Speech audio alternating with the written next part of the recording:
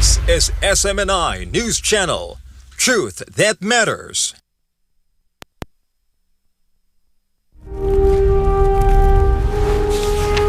Pasasaan pa ang kalayaan kung ang mga alipin ngayon ay sila din naman mang-aalipin bukas.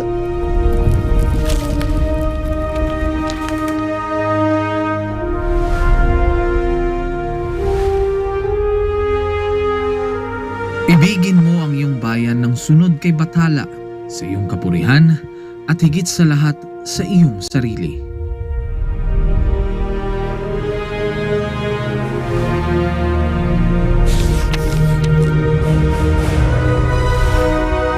Hindi natin mapapalaya ang ating mga sarili maliban kung sumunong tayo na nagkakaisa sa iisang hangarin.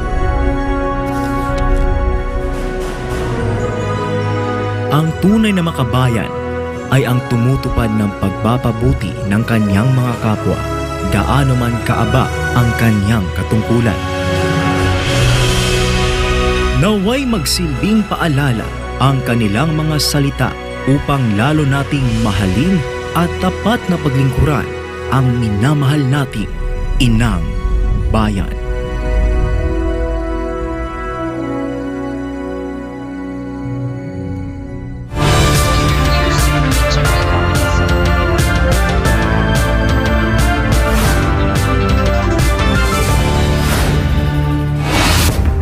In the headlines, we begin with a push for military advancement from the Pentagon. U.S. Secretary of War Pete Hegseth praised American troops and called for faster innovation in space. He stressed the orbital competitiveness is vital to national security. While tensions rise, Canada is stepping in to address the Caribbean energy crisis. Ottawa announced a relief plan for Cuba as fuel shortages peak. The move marks a strong diplomatic stand against increasing U.S. pressure. Beyond the Caribbean, Europe faces a growing energy standoff. Slovakia suspended emergency electricity supplies to Ukraine over the Druzhba pipeline. The cut-off intensifies tensions as the war continues. From energy crisis to civil unrest, cities across Mexico remain on edge. Business closures and transport halts hit Puebla and Murlia after a high-profile arrest in Jalisco. Residents stay indoors as security forces struggle to contain the turmoil. Back home, the legal battle around former President Duterte sparks a political feud. His camp accuses President Marcos Jr. of behind his ICC arrest. Allies claim the move is politically motivated. Meanwhile, the vice president vows a hardline governance agenda. Sara Duterte promised an iron fist against corruption if elected in 2028. She warned against the normalization of poverty and hopelessness under the Marcos administration. And finally, the boxing world is set for a legendary rematch. Manny Pacquiao and Floyd Mayweather will meet in Las Vegas this September, more than a decade after their first historic encounter. I'm Prince Tripoli. Newsline World starts now.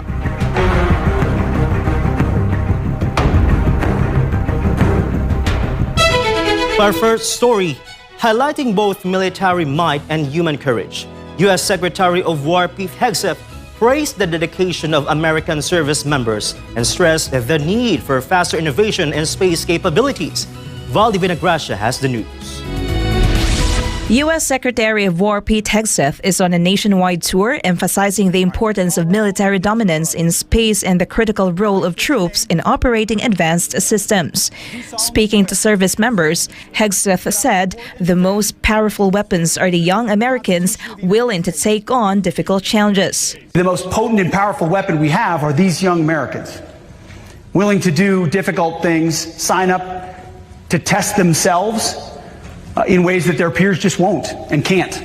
And that's part of the reason why we're working so hard to clear out the debris, to get to basics, standards, accountability, lethality, training, readiness, all the things that will ensure that when it matters the most, they're prepared. Hegseth's remarks come amid a broader effort to engage with both military personnel and private sector companies, urging innovation and faster development of space capabilities.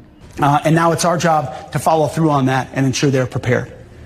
So we're getting back to basics. We're rebuilding the military, reestablishing deterrence. And that deterrence are these eyes right here, who soon will be trained, will be ready, and will be lethal, just as millions of Americans around the world are right now. Reporting for News and World, this is Valdivina Gracia, SMNI News. The United States military has carried out a lethal kinetic strike against a suspected narco-terrorist vessel in the Caribbean, leaving 3 people dead. The operation, conducted under the direction of Southern Command, marks the latest escalation in a rapidly expanding maritime campaign against illicit drug trafficking. Almar Fusuelo has the details. At the direction of Southcom Commander General Francis Donovan, Joint Task Force Southern Spear launched a precision strike on a vessel transiting known trafficking routes on Monday. Unclassified footage released by the military shows smoke and flames billowing from the targeted boat following the impact. U.S. officials confirmed that 3 men described as narco-terrorists belonging to designated criminal organizations were killed in the action. This operation is part of an aggressive, broader mandate to disrupt the flow of cocaine and fentanyl into North America. Monday's engagement is not an isolated incident. Since September 2025, the U.S. has significantly ramped up its kinetic operations at sea, with at least 44 confirmed lethal strikes against suspected smuggling vessels. The toll of this maritime campaign is staggering, with an estimated 150 people killed in the Caribbean and surrounding waters to date. While the exact location of this strike remains unverified, Southcom maintains that these actions are necessary to dismantle the infrastructure of international drug cartels. Reporter for Newsline World, Almar Fusuelo, SMNI News. The Canadian government has announced it is developing a comprehensive relief plan for Cuba as the island grapples with crippling power failures and a total fuel exhaustion. The move marks a significant diplomatic stance as U.S. pressure mounts against the Caribbean nation. Jane Cudnita has the latest update.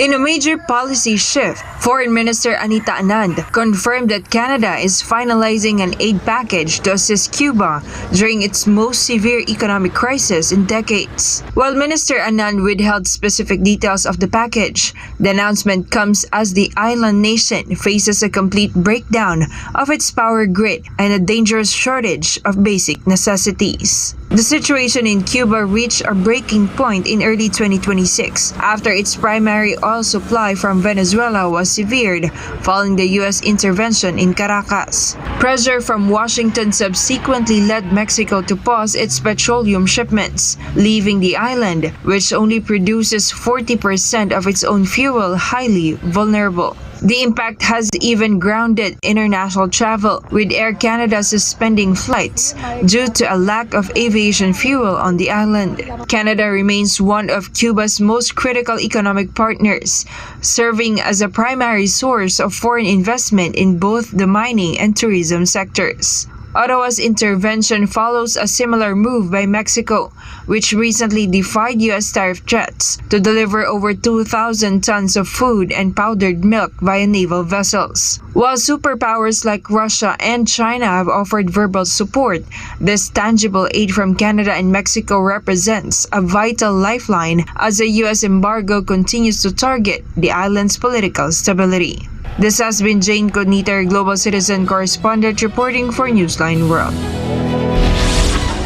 Slovakia has suspended emergency electricity supplies to Ukraine, escalating a growing dispute over the Druzhba oil pipeline, one of the world's longest oil pipelines and regional energy security. Faith Agustin has the details. Slovak Prime Minister Robert Fico said Bratislava would stop providing emergency power to Ukraine amid what he described as a worsening oil supply crisis. Slovakia has declared a state of emergency after crude deliveries through the Druzhba pipeline were halted. Fico called the move a first reciprocal measure, saying that if Kyiv requests help stabilizing its power grid, Slovakia will no longer grant assistance under the current circumstances. Hungary signaled similar pressure tactics. Hungarian Prime Minister Viktor Orbán on Sunday announced free countermeasures in response to Kyiv's suspension of crude oil deliveries through the Druzhba pipeline. Its government warned it would block the European Union's 28th sanctions package against Russia along with a proposed $90 billion loan for Ukraine unless oil transit through the pipeline is restored. Both Hungary and Slovakia have already suspended diesel exports to Ukraine. Kyiv, however, maintains the disruption was caused by a Russian attack, damaging infrastructure. But officials in Bratislava and Budapest argue the halt is politically motivated. Last week, the European Commission said it would not impose deadlines or apply pressure on Ukraine to speed up repairs. This has been Faye Agustin, your citizen correspondent, reporting for Newsline World. The United States is suspending certain tariffs imposed under emergency powers. As new data show, the country recorded its largest ever trade deficit in goods. U.S. Customs and Border Protection, the largest federal law enforcement agency under the Department of Homeland Security, announced it will stop collecting tariffs imposed under the International Emergency Economic Powers Act, or IEEPA, effective Tuesday. The decision comes as new figures from the U.S. Bureau of Economic Analysis show the United States posted a record $1.24 trillion goods trade deficit in 2025, up to more than 2% from the previous year. U.S. government data show total goods exports reached $2.19 trillion, while imports climbed to $3.43 trillion, widening the gap between what the U.S. sells abroad and what it buys. The deficit with Mexico expanded by more than $25 billion to nearly $197 billion.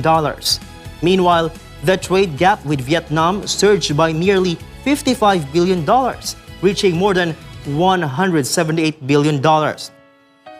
Under President Donald Trump's second-term tariff strategy, average U.S. tariff rates rose to 13.6%, the highest level since the 1940s. Officials have not specified how long the tariff suspension will remain in place, or whether it signals a broader shift in trade policy. Up next, cities across Mexico remain on edge. Business closures and transport halts hit Puebla and Morelia after a high-profile arrest in Jalisco. Residents stay indoors as security forces struggle to contain the turmoil.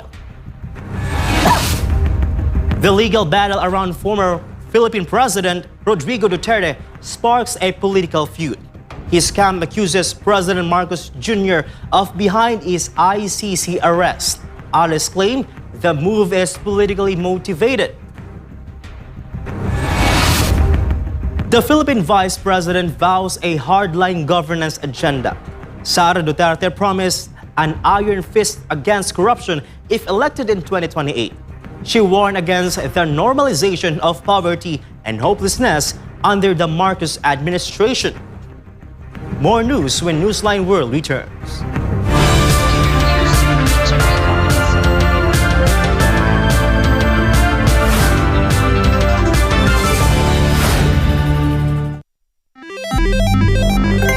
Isang pindot lang, pwede kang maka-jackpot. Mukhang masaya at easy money lang. Sa murang halaga, pwede ka na tumaya sa online gambling at e-casino apps. Mayroong sabong, slot machines, mahjong, poker at iba pa. Kailangan mo lang ng smartphone, e-wallet at internet. Pero ang alina ito, unti-unting nagiging bitag para sa mga Pilipino. Lalo na kung ang paborito mong artista o influencer ang mukha ng app. Mas madaling makaengganyo, diba? Parang safe naman kasi may kilalang mukha. Pero sa likod ng ngiti, sugal pa rin ang itinutulak. At syempre, mas madali ring itago ang pagkalulong sa bisyong ito. Walang pisikal na kasino o pasugalan, walang kaharap, walang accountability, kaya't mas lumalala ang adiksyon. Dagdag pa rito, maraming online gambling apps at walang regulasyon. Sa likod ng mga makukul na interface at papremyo, nakatago ang problemang bumabalot ngayon sa bansa. Ang pagkalulong ng maraming Pilipino sa online gambling. Pwede maglaro kahit saan, kahit kailan, kahit sino, bata man o matanda, pwedeng malulong. Ayon sa mga eksperto, ang pagkakalulong sa online gambling ay nagdudulot ng matinding stress at anxiety, pagkakabaon sa utang, pagkawasak ng pamilya, pagkawala ng tiwala sa sarili. At tulad ng ibang bisyo, may mga senyales ito tulad ng hindi makapagpigil kahit walang pera, palihim na tumataya, pagpapabaya sa trabaho, pamilya o sarili. Sa bawat taya, may mga taong tunay na kumikita, mga malalaking negosyante at investors na negosyo ang bisyo ng masa. Para sa kanila, perang pumapasok lang ito. Pero para sa ordinaryong Pilipino, kabuhayan at relasyon ang nauubos. At ang masakit, tila matagal itong nahayaan. Hindi ito naging prioridad ng mga nakaupo sa taas hanggang sa sobrang lumala at halos naapektuhan na ang buong komunidad. Ngayon, sa dami ng nalulong at sa laki ng pinsalang naidulot, saka palalong umugong ang mga panukalang batas para higpitan ng online gambling, gaya ng pagbabawal sa paggamit ng e-wallets para tumaya, pagtaas ng minimum bet, mas mahigpit na identity verification, pag-block ng mga illegal na gambling sites, at bawasan o ipagbawal ang mga ads na target ang kabataan. Maaari itong magmukhang laro lang, pero sa katotohanan, isa itong sugal sa kinabukasan. Ang kita na dapat sa mga pangunahing pangangailangan o ipon na uubos sa sugal. At sa mundo ng online gambling, mas madali kang matalo kaysa manalo. Huwag hayaang sugal ang magdikta sa iyong buhay. Isang paalala mula sa SMNI. Madalas ka bang napapasobra sa pag-scroll sa phone mo kahit puro masasamang balita ang nakikita mo? Isipin mo ito. Nakahiga ka na sa kama, nagche-check lang ng phone bago matulog. Tapos, hindi mo na malayan, ilang oras ka na palang nagbabasa at nanonood ng mga balita tungkol sa digmaan, sakuna, politika, at lahat ng masasamang nangyayari sa mundo. Nakakaramdam ka na ng kaba at pagod, pero tuloy mo pa rin ang scroll mo. Ang tawag dyan ay doom scrolling. Ito ang habit ng paulit-ulit na pagtingin sa mga negatibo o nakaka-depress na content tulad ng digmaan, krimen o problema sa mundo. Nakaka-stress pero hindi mo pa rin mapigilan. Ayon sa isang pag-aaral ng Texas Tech University, ang sobrang konsumo ng masasamang balita ay nauugnay sa pagtaas ng stress, anxiety at pisikal na sintomas gaya ng pagkapagod at sakit ng ulo. Ayon naman sa Harvard Health, ang doom scrolling ay nagpapataas ng fight or flight hormones tulad ng cortisol at adrenaline na nakakapagpabigat ng isip at katawan. Nakakaapekto ito sa iyong mood, tulog at maging sa mental at physical health mo. At kapag naman puro memes at random na ng sunod-sunod hanggang sa mawalan ka na ng gana na mag-isip at gumawa ng iba pang gawain, ang tawag naman dyan ay brain rot. Sa Gen Z at tinatawag na internet culture, ang brain rot ay overconsumption o sobrang tagal na panonood ng paulit-ulit, mababaw, magulo o walang saysay na content online hanggang sa parang manhid na ang utak mo. Kapag nasobrahan, syempre, nakakasama. Nawawalan ka na ng focus, nawawala ang motivation, hirap mag-isip ng malalim, parang lutang o foggy ang utak. Masaya sa simula, pero kapag sobra, napapagod ang isip mo. Nahihirapang mag-concentrate at parang lutang. Mas delikado pa ito sa mga bata dahil ang utak nila ay nasa proseso pa ng pag-develop. Kaya mas malakas ang epekto ng doom scrolling at brain. Maaaring makaapekto sa pag-aaral, pag-iisip at pakikitungo sa iba. Ang higit sa 4 na oras ng screen time araw-araw sa mga kabataan ay konektado sa 35 to 88% na mas mataas na posibilidad ng depresyon, anxiety at stress. Base ito sa isang malawakang pag-aaral sa Brazil. Kaya, maging balanse. Magpahinga sa screen. Magbasa, makipagkwentuhan, Magdasal. Maging present lagi. Alagaan ang iyong isipan. Kung anong itinatanim sa isipan mo, yun ang lalago.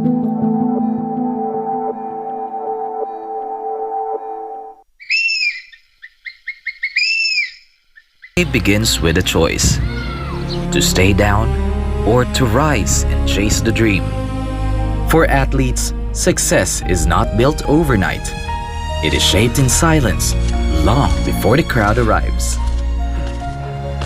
When you become an athlete in any kind of gymnastics or any kind of triathlon, ganon, you are a runner, you are a marathoner, you are a boxer, you are an Olympic athlete. There's a lot of restrictions compared to a regular. Restrictions are not punishment. They are preparation. For the athlete, it's nothing. It's their lifestyle. For the regular jando outside looking at you, parang naawa sila eh. Yung pagkain mo, puro healthy. It needs a lot of discipline for an athlete in a competition. The same is true in the spiritual life. The way is not wide. It is not easy. It is narrow. So, Jesus Christ also mentioned that in a very vivid statement when he said, the way to life is very narrow and very strict and very small. 89 kilograms, please. What the world calls restriction, the faithful call obedience. For us, there is no restrictions. That is so restricted enough that we cannot do it. And when it becomes our lifestyle, it's nothing. It's regular for us. Regular for us to be clean-minded, obedience, commitment, loyalty, dedication, repented in the sight of the Father. Because this life is a race. Are we in this life in a competition? Yes, very much. Because Paul said that also. They that run in a race run all, but one receives the prize.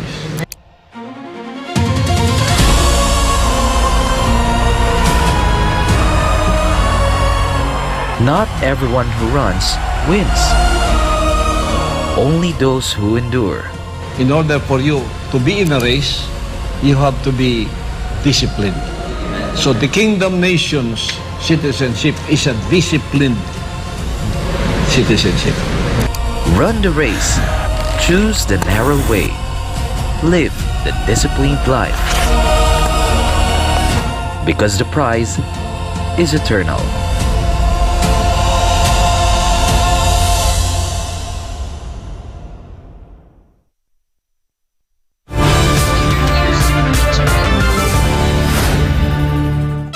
And we're back.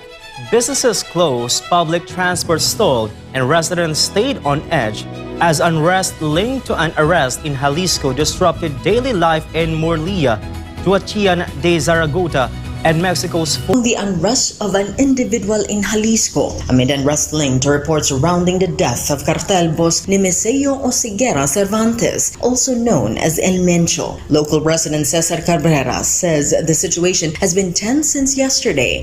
Ayer es un poco complicado, un poco tenso por lo que pasó por la detención de esta persona allá en Jalisco. Se reportaron algunas situaciones de riesgo pues acá en Morelia, como unas quemas, unos bloqueos, varias tiendas empezaron a cerrar, los bancos también. El transporte público ayer se suspendió y hoy apenas entre que se reactivó en su totalidad y todavía no, porque en algunas tenencias, en algunas comunidades pues todavía hay esa falta de servicio, de unidades. Public transportation services in Morelia were suspended on the first day of the unrest and have only partially resumed. Some districts and nearby communities continue to experience limited or no service. Universities also closed as a precaution. Hay mucho temor pues de la gente por lo que pueda pasar, porque todavía en algunas zonas como Aguililla se están reportando bloqueos, situaciones de riesgo y pues el temor es de que se vengan para acá como pasó ayer, porque allá por la salida a Pátzcuaro, en un tramo que se conoce como Shangari, empezaron también a quemar en las tenencias de temor entre la población. Cabrera said fear persists, particularly as reports of blockades continue in areas such as Aguilillas. Authorities have yet to confirm how long heightened security measures and transport disruptions will remain in place as residents brace for possible further developments. Meanwhile, in Huachitan de Zaragoza, an atmosphere of fear has settled over the city. Businesses and schools shut their doors as a precaution, while many residents stayed indoors amid concerns of further violence. The unrest also reached Puebla, Mexico's fourth largest city. Buildings were reported destroyed, roads blocked, and multiple flights canceled following the cartel-related violence. Authorities deployed additional security forces to monitor high-risk neighborhoods, and officials urged residents to remain indoors and follow official updates as the situation continues to evolve.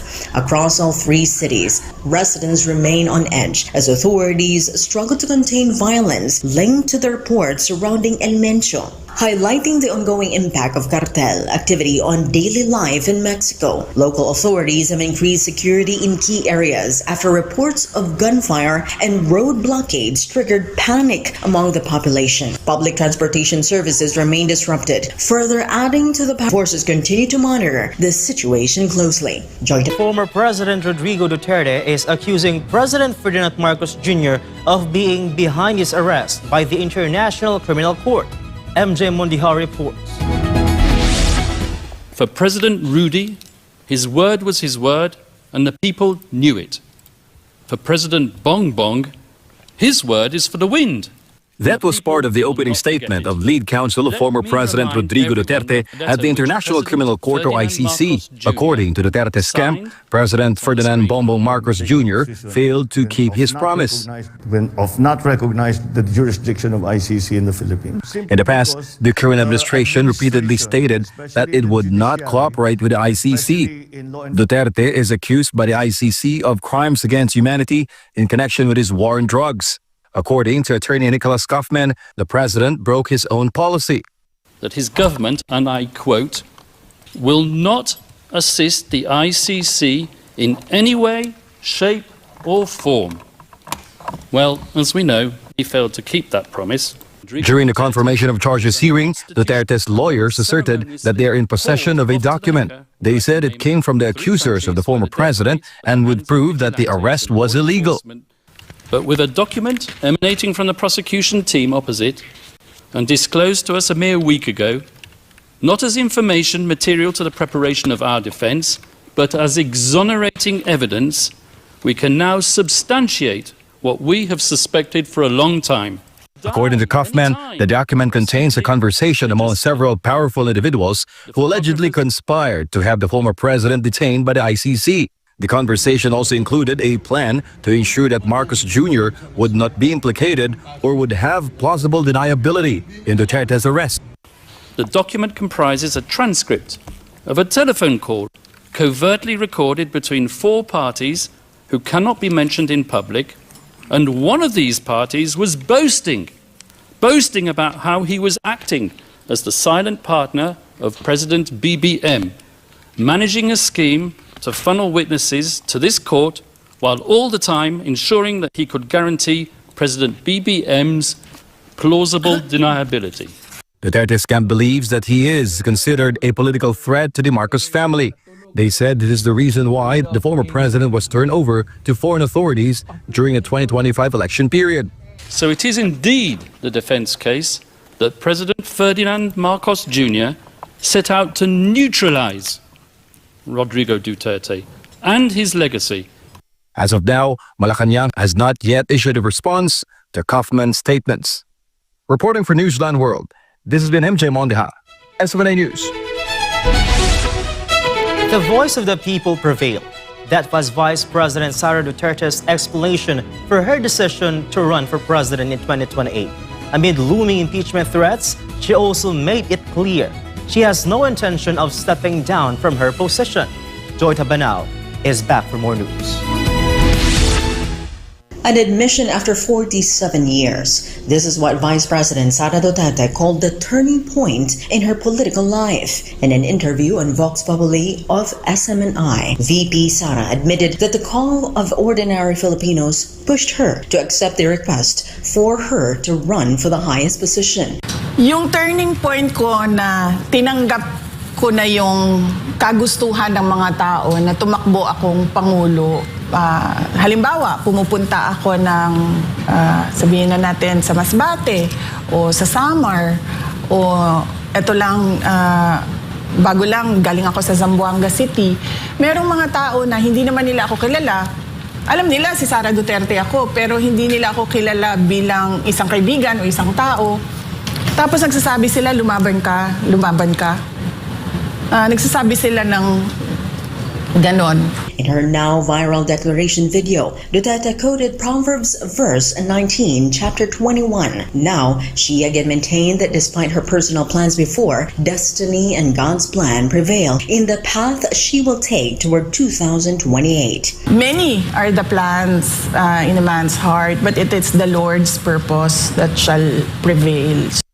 Ang tingin ko, hindi para sa akin ang magplano kung ano yung kagustuhan ko sa buhay ko. Ang para sa akin ay makinig sa Diyos at makinig kung ano sinasabi ng taong bayan. Duterte also addressed the talks surrounding her declaration, including her decision to wear black and the absence of the official seal of the office of the Vice President. Moves, she said, symbolized protest against the current administration of President Ferdinand Bongbong Marcos Jr. The Vice President, she said, will continue to fulfill her duties while preparing for her 2028 run. Kasi yung declaration ko na tatakbo akong Pangulo ng Pilipinas, wala naman kasing kinalaman yun sa Office of the Vice President. So, meron pa rin akong trabaho hanggang ngayon bilang pangalawang Pangulo, pero meron akong dinagdag na gagawin ko. At yun yung pagpipresenta sa aking sarili para sa taong bayan na tumakbong Pangulo. Yung itim naman ay kulay ng protesta. Protesta laban sa administrasyon ni BBM, ni Marcos. For VP Sara, she carries with her the trust of the 32 million Filipinos who voted for her. Ang pinanghahawakan ko, yung bumoto sa akin yung 32 million na mga Pilipino na bumoto sa akin, na kapag sumuko ako, parang sila yung sumuko, parang napahiya sila. Kaya ako, noong binabanatan na ako, hanggang ngayon binabanatan pa rin ako, hindi talaga ako susuko. Amid mounting criticism and political noise, Duterte stood firm. Hindi ako magre-resign. Kung meron kayong impeachment, edi i-impeach ninyo ako. Pero hindi talaga ako aalis kung saan ako nilagay ng mga tao kasi tiwala nila yung binigay nila sa akin. So yung mission ko ay hindi yung kasiyahan ko, kundi kasiyahan ng mas nakararami. Vice President Sara Duterte's mission, she said, is not for personal satisfaction but for the greater good. Amid her own battles, VP Sara encouraged Filipinos not to give up despite the weight of life's challenges. Magtiwala kayo sa Diyos. Lagi kayong magdasal na bigyan kayo ng lakas at ng kaalaman, strength and wisdom, at bigyan kayo ng grace na tanggapin kung ano yung nangyayari sa buhay ninyo. Isipin nyo na lang na mas matindi yung nangyari. Mas matindi yung nangyari sa buhay ko. So hindi yan ang katapusan ninyo. Kasi merong isang tao na mas matindi pa ang dinaanan. Pero hindi mag-give up. Joy Tabanao, your citizen correspondent reporting for Newsline World. Vice President Sara Duterte will implement an iron fist against corrupt government officials if she becomes president. Alongside this, the Vice President warned against the apparent normalization of poverty and hopelessness among Filipinos under the current administration. Guy Villan reports. Vice President Sara Duterte explicitly declared that she would use an iron fist against a corrupt in government should she be fortunate enough to become the country's next leader. In an exclusive interview on the SMNI program Vox Populi, the Vice President emphasized that officials and employees involved in graft and corruption should neither be given second chances nor be forgiven. Unang-una, ano talaga yan yung kamay na bakal sa mga nasa ilalim, hindi mo palalampasin. Kumbaga, pag merong ginawa, alis kagad, palitan kagad. Hindi na yung pag-uusapan pa, itatago pa. Hindi ganon. Diretso, one shot lang. Ikaw may ginawa na pangungurakot, malis ka na dyan. Beyond the issue of corruption, the Vice President also issued a bold statement regarding the state of the economy under the Marcos administration. According to her, if one looks at the economic indicators, it can be said that the Philippines is already failing and foreign investors allegedly no longer have any interest in the country. Nagsisinungaling lang yan sila na meron, pero walang interesado sa Pilipinas ngayon. Because of this, the Vice President is concerned about the Filipinos, especially the youth's seeming gradual acceptance of a crooked system. She says it is frightening that the day may come when people simply view suffering as fate or become desensitized to news of billions of pesos vanishing from the nation's coffers. Natatakot ako na tanggapin na lang nila ba na yung mga kabataan, tanggapin na lang nila pinanganak akong mahirap, mabubuhay akong naghihirap, mamamatay akong isang mahirap. Hindi ko gusto yun para sa ating mga anak. Tapos natatakot ako na tatanggapin na lang nila kahit mali, okay lang. Tulad ng nangyayari ngayon, ang laki nung ninakaw sa budget natin. Tapos natatakot ako na mawalan na ba sila ng hope yung mga tao. Tapos magkanya-kanya na tayo, there'll be lawlessness, indifference. Natatakot ako na ganun yung future generation of Filipinos. She also warned that if this is not addressed immediately, the country might end up in a situation controlled by criminal organizations, which would drive honest, decent Filipinos to simply choose to migrate abroad. Meanwhile, VP Sara admitted that it is now difficult to fix the problems caused by the current government. She asserts that the true key to progress is continuity or the continuation of programs, something she claims President Bongbong Marcos failed to do with the projects initiated by her father, former President Rodrigo Duterte. To turn around a country, you need at least 30 years. So dapat merong long-term na plano, long-term na continuity na paniniguraduhin mo na yung susunod hindi niya pababayaan, babaliktarin o ibabasura yung nagawa nung nauna. Kasi yun yung sikreto ng pag-unlad eh. So dapat ang papaniguraduhin mo dyan ay yung magagawa mo for 6 years at yung iiwan mo na plano para sa mga susunod. Reporting for Newsline World, Kai Villan, SMNI News. Unafraid and ready for any danger.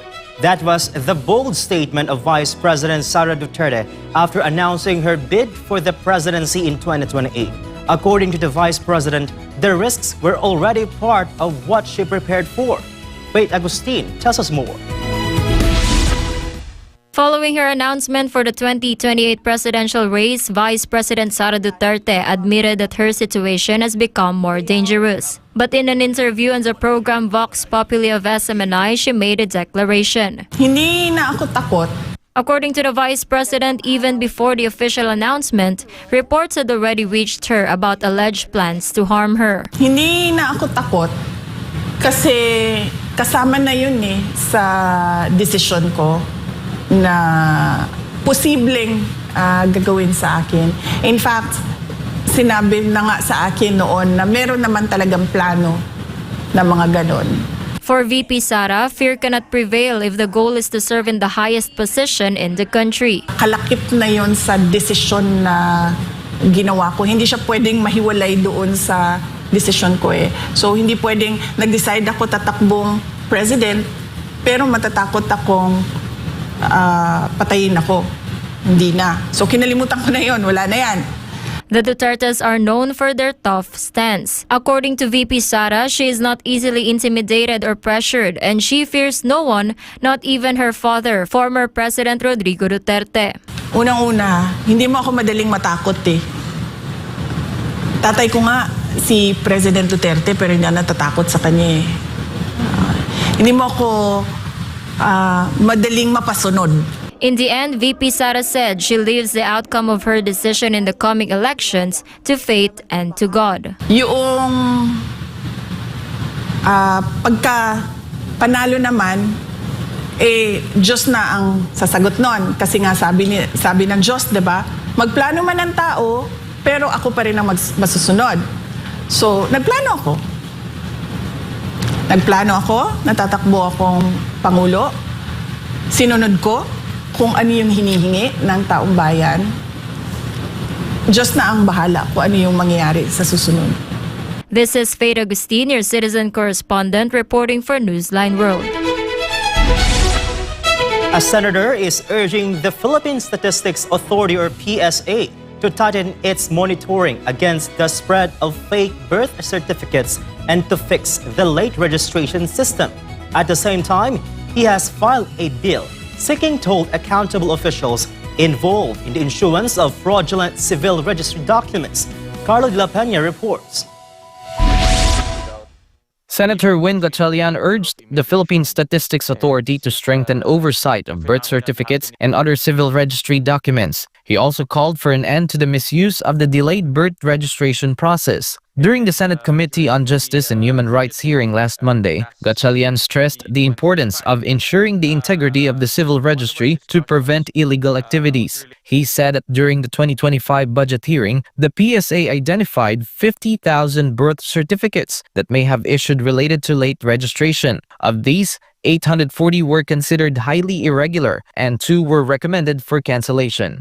The senator emphasized that this is only an initial figure, noting that late registration is intended for Filipinos who do not have birth certificates. Based on a 2020 census of population and housing, an estimated 3.7 million Filipinos, or 3.4% of the population, do not have birth certificates. Of this number, 1.4 million, or nearly 38%, are children aged 0 to 14 years old. According to Gatchalian, it remains a major challenge for the PSA to properly record and register all Filipinos. From 2010 to 2024, 14.9 million late birth registrations were submitted to the PSA and still need to be reviewed to verify their legitimacy. The senator reminded the agency to tighten oversight, citing reports that some individuals, including certain foreigners, have been abusing the process to engage in illegal activities such as pogo operations and the sale of illegal cigarettes. In response, Gatchalian filed a proposed measure aimed at reforming the system and holding registrars accountable for issuing birth, marriage, and death certificates. He stressed the need to ensure accountability among officials to prevent misuse and fraudulent documents and to maintain the integrity of the country's civil registration process. For God and my beloved country, the Philippines, this has been Carlo de la Peña, SMNI News.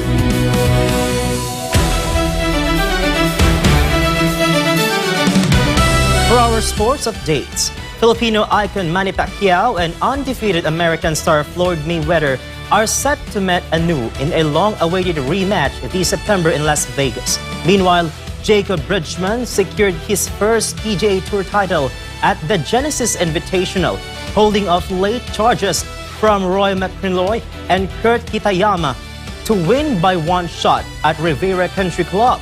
Carlo de la Peña tells us more. More than a decade after the record-breaking showdown billed as the fight of the century, boxing legends Manny Pacquiao and Floyd Mayweather Jr. are set to renew their rivalry in a blockbuster rematch. The two will face off on September 19th at the Sphere in Las Vegas, with the fight to be streamed live worldwide on Netflix. Their first meeting in 2015 generated 4.6 million pay-per-view buys and more than $600 million in revenue, making it the highest-grossing bout in boxing history. Mayweather won by unanimous decision and reportedly earned around $300 million from the fight. Mayweather retired in 2017 with a perfect 50-0 record, but has since competed in exhibition matches and recently announced his return to professional boxing. Pacquiao, an 8th division world champion, came out of retirement last year and holds a 62-8-3 record following a draw against Mario Barrios.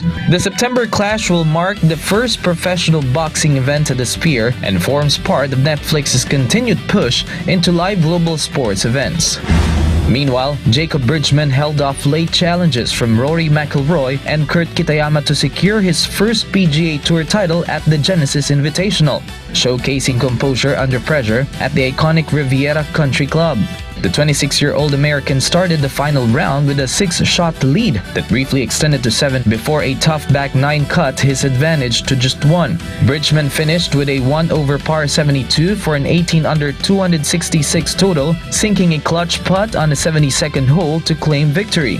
McIlroy fired a 4 under 67, while Kurt Kitayama surged with a 7 under 64, both falling just short of Bridgman's total. Veteran Adam Scott, winner at Riviera in 2020, carded an 8 under 62 to finish 4th at 268, while world number 1 Scottie Scheffler posted 65 to tie for 12th, ending his streak of 18 consecutive top 10 finishes. Bridgman's composure, including pars from greenside bunkers at holes 17 and 18, proved decisive, earning praise from McIlroy for staying calm under pressure during the tense finish. Reporting for Newsline World, this has been Carlo de la Peña bringing you the latest sports news.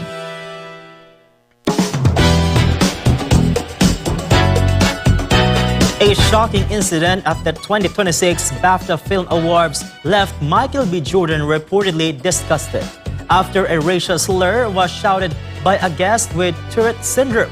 Meanwhile, Lily Collins is set to portray Audrey Hepburn in a new film exploring the making of Breakfast at Tiffany's. Across the globe, tennis power couple Katie Boulter and Alex de Minaur face uncertainty in Mexico as ATP and WTA tournaments proceed amid escalating cartel-related violence. Blake Ann has all the details. Actor Michael B. Jordan was reportedly left disgusted after a racial slur was shouted from the audience while he and co-star Delroy Lindo were presenting on stage at the 2026 BAFTA Film Awards. The outburst came from John Davidson, a guest who has Tourette syndrome, a neurological condition that can cause involuntary verbal tics. The incident has drawn widespread attention, highlighting the challenges of understanding neurological conditions while addressing inappropriate and offensive behavior in public settings. Film fans are celebrating after it was confirmed that Lily Collins will portray the late screen legend Audrey Hepburn in an upcoming film about the making of the 1961 classic Breakfast at Tiffany's. The 36-year-old actress, best known for her role in Emily in Paris, takes on the role of the iconic British star who passed away from appendix cancer in 1993 at the age of 63. Hepburn has long been celebrated as one of Hollywood's most enduring icons, admired for her on-screen charm and timeless fashion sense, which continues to influence generations of fans and designers. Tennis power couple Katie Boulter and Alex de Minaur have been caught up in the recent unrest sweeping parts of Mexico. The pair, who announced their engagement in December 2024, are scheduled to compete in the country's ATP and WTA tournaments. However, violence has erupted following the death of a notorious drug lord, disrupting daily life and raising concerns for visiting athletes. Tournament organizers and local authorities have been working to ensure the safety of players and spectators amid ongoing security challenges as fans and sports stars alike adjust to the tense situation. And that's all for now. I'm Blake Ann, bringing you the latest showbiz. And before we end, may you be inspired with the words of the sun.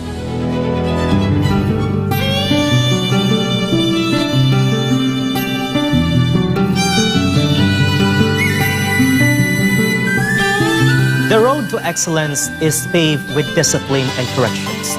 It is love language for the wise.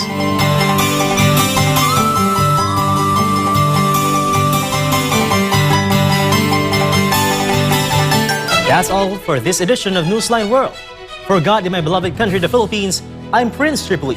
Thank you for watching and goodbye.